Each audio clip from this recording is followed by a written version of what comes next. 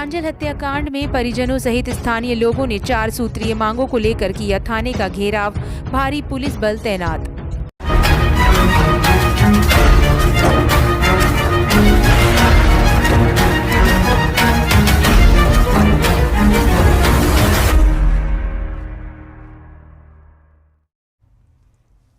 नमस्कार, स्वागत है आप सभी का। मैं अभिषेक मालवीय और आप देख रहे हैं MP24 सेबी न्यूज। रुक करते हैं आज की मुख्य बड़ी खबरों की ओर।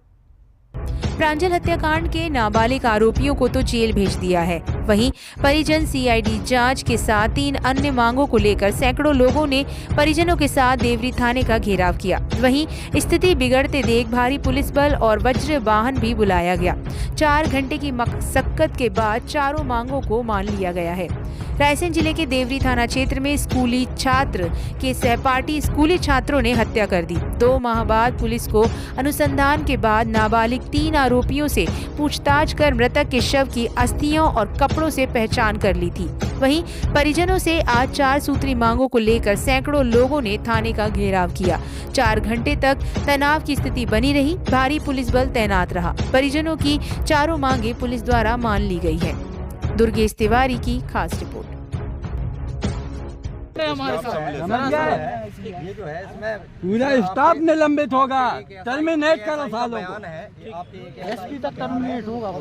इस पब्लिक के सामने बयान होगा और आप करवाएंगे, ठीक है। उसने हमारे घर पे आके ये बोला था कि जनप्रतिनिधियों ने बच्चों पर कार्रवाई नहीं होने दी, हमें उन जनप्रतिनिधियों के नाम चाहिए। और इस पब्लिक के सामने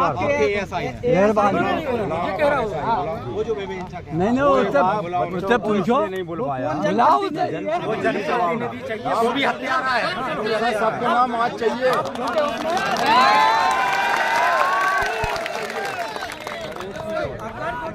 आज यहाँ क्लियर नहीं होगा, कोई गन नहीं जाएगा। नहीं वो कलेक्टर साहब आज यहाँ क्लियर होगा, जब कर जाएगा आदमी नहीं जाएगा ही नहीं। अगर क्लियर सवाल के जवाब दो, अच्छी बात है, आप करिए भाई, मानवता का नाम कोई। पहला ये बच्चों की आप रैली निकलवा रहे हैं जबकि पूरे तहसील में लॉ एंड ऑर्डर की स्थिति बनी हुई है, क्या इस चीज़ की अनुमति लेना आपने उचित नहीं समझा? अगर बच्चों को कुछ हो जाता है तो जिम्मेदारी लेना, क्या इतने गैर जिम्मेदार होना अच्छी बात है? आप बच्चों की सुरक्षा की बात कर रहे हैं और आप लोग की रैली निकलवा रहे हैं जबकि पता है कि पूरा छावनी बना हुआ है देवी तहसील। ये उचित है क्या? मेरा निवेदन है जिला शिक्षा अधिकारी है उनके लिए पत्र लिखा, स्कूल संचालक उनके लिए मैं बिल्कुल विद्यालय पर कार्रवाई के लिए शिक्षा के लिए पत्र लिखी है। बिना अनुमति के आप स्कूली बच्चों से कैसे रैली निकलवा रहे हैं? दूसरी बात, अगर बच्चे स्वयं से भी निकाल रहे हैं तो क्यों निकालने दे रहे हैं आप लोग? क्या आपका दायित्व नहीं बनता? आप एक बच्चे के लिए न्याय की मांग कर रहे हैं और सैकड़ों बच्चों को आप रोड पर लाकर खड़ा कर दिया। चलो छोटे बच्चे। क्या मामला है, कहाँ तक पुलिस पहुंची है और क्या खुलासा हुआ है?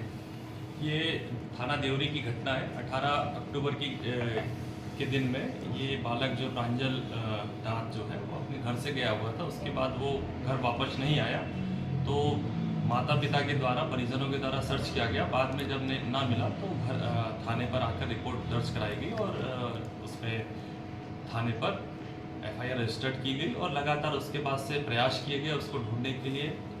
विभिन्न जो टीमें बनाई गई अन्य जिलों में जहाँ पर भी परिजनों के द्वारा जानकारी मिलती गई और पुलिस के जो फैक्ट्स आते गए तो उस पर काफ़ी कुछ सॉर्ट आउट किया गया, उसको देखा गया। इन्वेस्टिगेट करने के दौरान अभी 18 तारीख को चूँकि उसकी बॉडी यहाँ पर किले पर देवरी में ही पहाड़ पे मिली और उसमें फिर अग्रिम जो कार्रवाई होती है PM वगैरह कराया गया और जो उसके नामजद आरोपी थे 3 आरोपियों को उसमें गिरफ्तार किया गया है और को रक्षा में लेकर जेल पहुँचाया गया। आज परिजनों की किस तरह की मांग थी?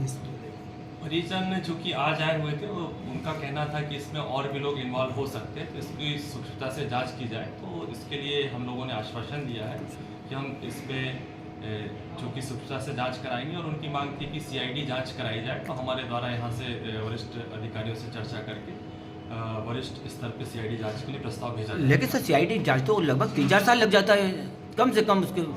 देखिए ऐसा नहीं, 3 से 4 साल लगभग लग जाता है। कोई भी जांच ऐसा नहीं है कि 3 से 4 साल लगेगा। जो जांच है उसके जो फैक्ट्स आते जाते फैक्ट्स के आधार पे उसमें शीघ्र कार्रवाई की जाती है।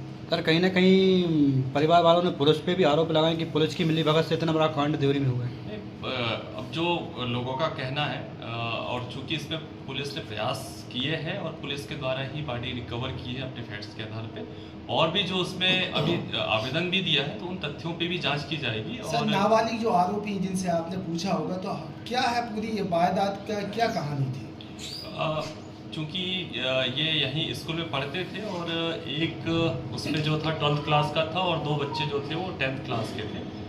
तो इनके द्वारा किसी बात को लेकर विवाद हुआ है, तो उसी दौरान ये वहाँ पर पहाड़ पे गए और उसमें फिर ये हत्या जैसी घटना घटित हो गई है।